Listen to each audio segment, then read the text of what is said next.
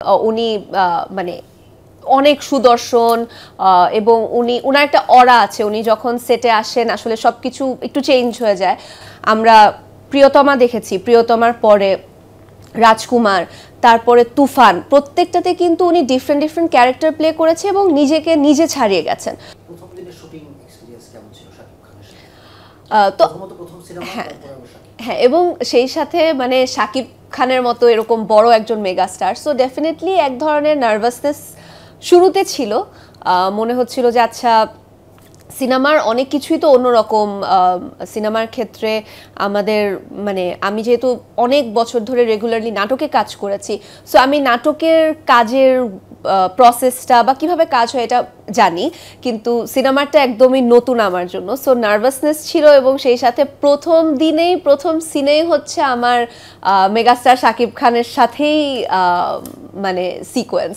So যে নার্ভাসনেসটা ছিল সেটা আসলে ওনার কারণেই সলভ হয়ে গিয়েছে, কারণ উনি যত বড় স্টার উনি সেরকমই অনেক বেশি হাম্বল একজন মানুষ এবং অ্যাজ আ কো আর্টিস্ট খুবই খুবই কোঅপারেটিভ। এবং আমার কাছে সব থেকে যেটা ভালো লাগে, আমি যেহেতু একটু ইন্ট্রোভার্টেড স্বভাবের, আমি অত বেশি কথা বলি না বা কিংবা মানে সেটে মানে আমি খুব কোয়াইট অ্যাটমসফিয়ারটা পছন্দ করি। উনি ঠিকই মানে ঠিক একই রকমই।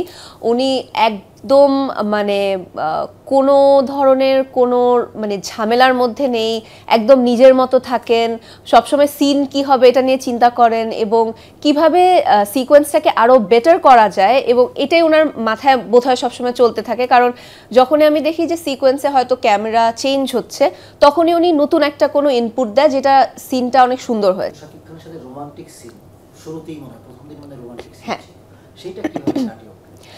আমার কাছে আসলে যখন মানে যতক্ষণ না পর্যন্ত অ্যাকশন বলছিল ততক্ষণ তো নার্ভাসনেস ছিল যে ও মাই গড, মেগাস্টার শাকিব খান, এবং উনি মানে অনেক সুদর্শন এবং উনার একটা অরা আছে। উনি যখন সেটে আসেন আসলে সবকিছু একটু চেঞ্জ হয়ে যায়। সো অ্যাকশন বলার আগ পর্যন্ত একটা নার্ভাসনেস ছিল, বাট যেই মুহূর্তে আসলে রাফি 3 to 1 অ্যাকশন বলেছে, তখন আমি আসলে যেহেতু আমার কাজ অ্যাক্টিং করা, তখন ওনাকে আমার আর শাকিব খান মনে হয়নি। ওনাকে আমি তখন আমার যে ক্যারেক্টার, নিশাতের ক্যারেক্টারের সাথে আমি ওনাকে স্বাধীন হিসাবে আসলে মানে ভেবে নিয়েছিলাম। আবার যখন কাট বলেছে তখন আমার মনে হচ্ছে ও আচ্ছা, এটা তো আমাদের মেগাস্টার শাকিব খান।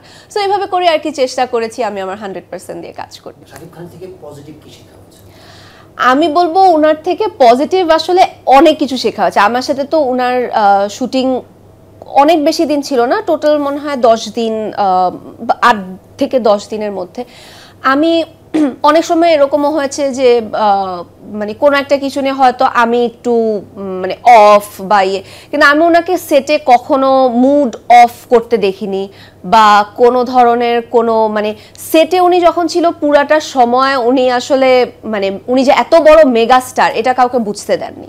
উনি একদমই গ্রাউন্ডেড, আমাদের সাথে আমাদের মতো করে ছিল, এবং উনি ক্যারেক্টার নিয়ে এবং উনি গল্প নিয়ে অনেক অনেক ভাবেন।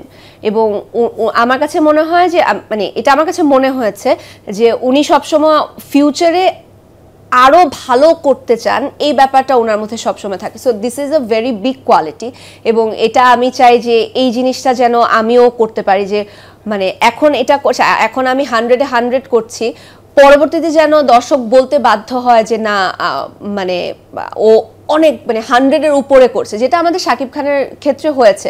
আমরা প্রিয়তমা দেখেছি, প্রিয়তমার পরে রাজকুমার, তারপরে তুফান, প্রত্যেকটাতে কিন্তু উনি ডিফারেন্ট ডিফারেন্ট ক্যারেক্টার প্লে করেছে এবং নিজেকে নিজে ছাড়িয়ে গেছেন।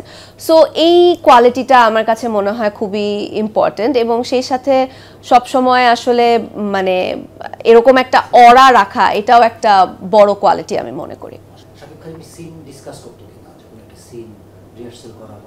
হ্যাঁ হ্যাঁ হ্যাঁ, এবং মানে অনেক আমরা মানে রিহার্সাল করতাম। রাফি আমাদের যেহেতু বেশিরভাগ সিনে আমি এবং শাকিব ভাইয়ার সিনই বেশিরভাগ ছিল, সো রাফি ভাইয়া বসে আমাদের দুজন রিহার্সাল করতো, এবং উনিও নিজে থেকে মানে মানে ডায়লগগুলো ডেলিভারি দেওয়া হোক বা অনেকবার রিহার্সাল করতো, এবং মানে সবসময় আর কি মানে এরকমও হয়েছে যে উনি একবার টেক দিয়েছে তারপর বলছে না আমি আবার দিব।